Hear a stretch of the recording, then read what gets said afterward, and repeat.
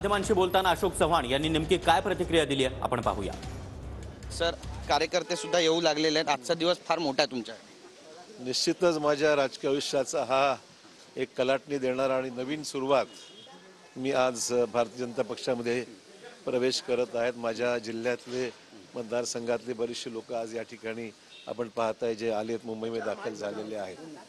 त्यामुळे स्वाभाविक आहे सर्वांच्या मनामध्ये एक उत्सुकता आहे, नवीन सुरुवात करायची आहे, जिल्ह्यातली समीकरणं आहेत, हे सर्व लक्षात घेऊन पुढील वाटचाल चांगली व्हावी असा प्रयत्न आहे आमचा। नक्कीच सर, तुम्ही भाजपमध्ये जाताय, किती मेंटली प्रिपेअर आहात? कारण एक विरोधी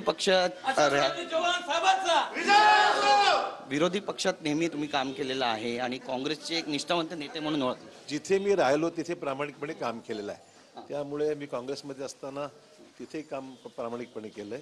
आता भाजपात असताना सुद्धा निश्चितच पक्षासाठी निश्चित प्रामाणिकपणे काम केलं। म्हणजे विरोधक टीका करतात त्यांना उत्तर देणार?